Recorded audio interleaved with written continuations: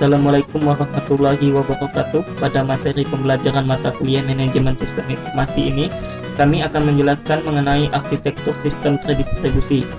Sebelum memasuki materi, saya akan memperkenalkan anggota kelompok kami, yaitu Saudara Wakudiallah, MJ SPC Kapitri, Hendra Budi Setiawan, dan Wahyu Perdana Putra. Sistem terdistribusi.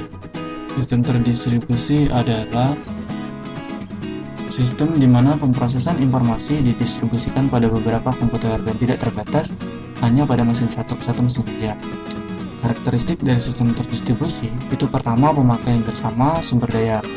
Jadi sumber daya yang ada dalam sistem dapat dimanfaatkan secara bersama dan dalam pelaksanaannya juga terjadi efektivitas sumber daya yang ada. Kedua itu keterbukaan. Semua yang berhubung dan berkaitan informasi dapat diakses oleh semua stakeholder yang terkait. Dan yang ketiga itu konvergensi. Proses yang terjadi dapat dilakukan bersamaan. Yang keempat itu skalabilitas, dapat meningkatkan kemampuan kinerja sistem. Yang kelima itu toleransi kesalahan, dapat mengurangi tingkat kesalahan yang terjadi dalam proses bisnisnya. Yang terakhir itu transformasi. Informasi yang dihasilkan juga jelas dan alur dari suatu data dapat diketahui. Dan selanjutnya itu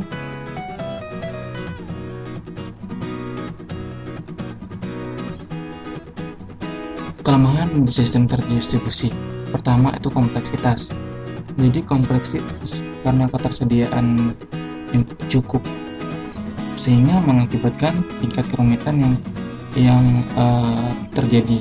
Kemudian keamanan. Dari sisi keamanan jelas di sini keamanan menjadi salah satu faktor yang mengakibatkan akses yang terlalu gampang sehingga kemampuan untuk dapat dikendalikan.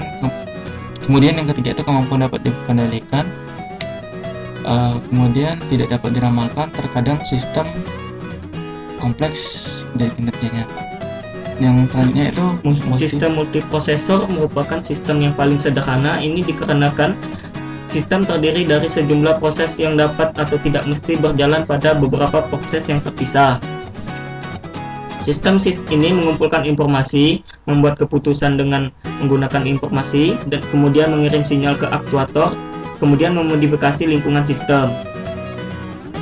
Kemudian yang berikutnya yaitu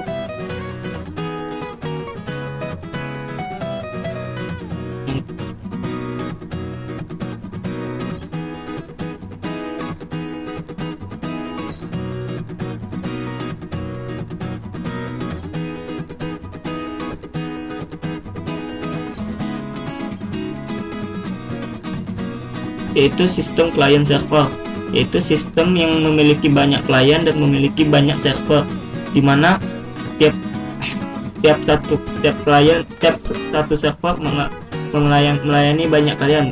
Seperti pada gambar kita dapat lihat server S1 melayani beberapa klien. Kemudian objek terdistribusi. Jadi untuk arsitektur objek terdistribusi, model klien server terdistribusi. Klien dan server itu berbeda. Klien menerima layanan dari server dan tidak dari klien lainnya. Server dapat bertindak sebagai klien dan menerima layanan dari server lain. Tetapi klien tidak meminta layanan dari klien. Klien harus mengetahui layanan yang diberikan oleh server-server tertentu dan harus mengetahui bagaimana hubungan server-server lainnya. Contohnya itu data mining. Kemudian contoh lainnya itu berupa kasus bisnis retail yang memiliki toko berbeda-beda jenisnya.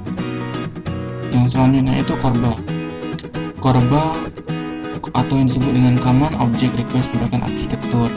Korba merupakan satu set standar untuk malware yang diintegrasikan dengan sistem operasi Microsoft. Nah, ini kaitannya dengan DCOM. DCOM itu Distributed Component Object Mode. DCOM merupakan standar yang dikembangkan dan diimplementasi oleh Microsoft dan diintegrasikan dengan sistem operasi Microsoft. Beberapa contoh layanan generiknya adalah pertama, layanan penamaan dan pertukaran yang memungkinkan objek mengacu ke dan menentukan objek lainnya dalam jaringan. Kemudian layanan pengumuman memungkinkan objek memberitahu objek lain bahwa telah terjadi suatu event atau peristiwa. Yang terakhir itu transaksi yang mendukung transaksi otonomik biar kembali ke asalnya jika terjadi kesalahan. Demikianlah hasil dari pembelajaran kami. Semoga mendapatkan manfaat yang berguna untuk dipelajari. Terima kasih. Wassalamualaikum warahmatullahi wabarakatuh.